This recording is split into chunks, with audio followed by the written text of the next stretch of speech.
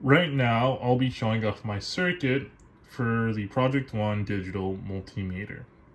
What this circuit does is it allows us to use the Raspberry Pi to then measure the resistance of unknown resistors, or some unknown resistor. And if we have a therm resistor, it then allows us to calculate the temperature of that therm resistor. So how it works is that first off, we have a voltage source directly from the Raspberry Pi through this red wire. That's the positive terminal. This positive terminal is then connected in series to a resistor. Now, right now, this is a 1 kilo ohm resistor. We could choose to change the resistor to some other resistance, let's say a 10 kilo ohm resistance. That is no problem. All we would have to do is change a certain variable in the cone. Now, from this blue resistor, it is then connected in parallel to two wires. One is this blue wire, which is connected back into the ADC0 channel of the Raspberry Pi. What this wire does is that it uses some Python code to then calculate the voltage drop after the blue resistor. Basically, it tells us the voltage after the current has passed this blue resistor. Now, the other channel that is connected to in parallel is this yellow wire, which is one of our leads. We have another lead right here, and we can use these two in conjunction to then surround, let's say, this blue resistor, like so. You just plug it in, wrap it around, and then once we look at the Python code, this will tell us the resistance of the blue resistor. That's all we need to do. Now, notice that this yellow resistor is then connected directly to this black wire or line through this negative channel.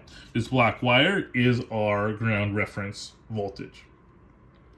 Now, moving these just for a second, what we have set up is 3 different resistors that we'll be testing and to make sure that our code detects the right resistance. This is a 1 kilo ohm resistor. This is a 10 kilo ohm resistor, and this is our therm resistor.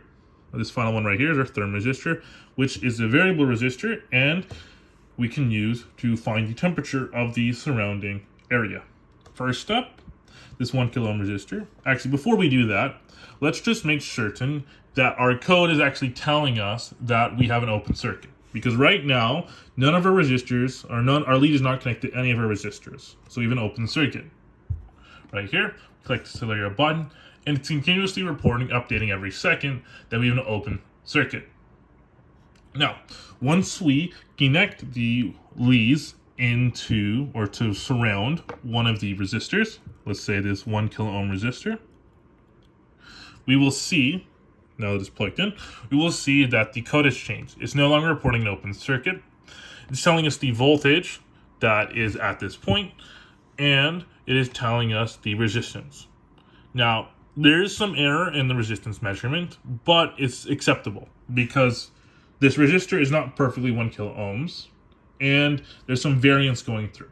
But overall, we see it's about 1 kilo ohm, which is what we expect.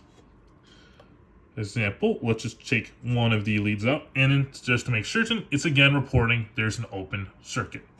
Now, let's change it to wrap around the 10 kilo ohm resistor. Right here, plug it in, that's one lead, here's the other lead, and now, going back to the Python code, we see that it's reporting a value of around 10 kilo ohms, which is again what we expect. There's some error there, but that also can be due to the construction of the resistor itself. Lastly, we have the therm resistor. Same process, just use our leads to connect directly into and surround the resistance wire. Right here. There, it's in, surrounding the wire, as we can see. Okay, so again, it's reporting a resistance around 1 kilo ohm.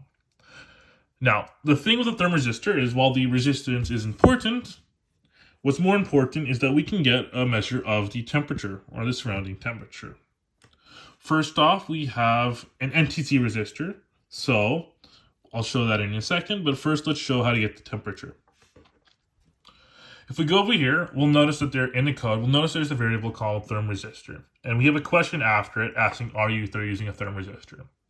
Now, simply, the answer to this question depends whether we're going to be printing out the temperature or not. If we are, then we're free to set this to true.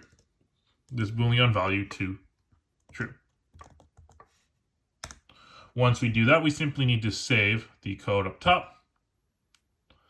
And now we see that it's also printing a measure of temperature along with the resistance measurement in Kelvin, Celsius, and Fahrenheit.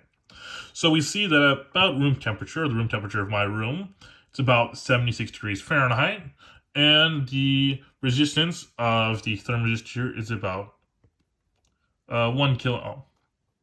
Now, the cool thing with the thermistor is that we can just simply warm it up using our body temperature. So if we hold the resistance, we will notice that the resistance has been jumping up to about, or the resistance actually has been decreasing, and because of that, the temperature has been increasing. So there's an inverse relationship. As the resistance decreases, the temperature increases, and that's because our thermistor has a negative temperature coefficient. Anyways, we see that our temperature is about 90 degrees, 89, 90, around that range. And that corresponds to the temperature of our skin. Now, if we let go of the temperature, or let go of the therm resistor, we will see the temperature decrease as the heat source has gone away, and the resistance increases as well. So the temperature decreases, the resistance increases, as we can expect. It's going away, taking some time, but it's going away and normalizing back to the value of 76 degrees Fahrenheit that we had before. And that's really it for our circuit. It's very simple. Again, just to reiterate, all we need to do is to wrap our leads around whatever kind of resistor that we want to measure. And just once again, it's reporting an open circuit because I unplugged the leads. But that's it, and thanks for your time.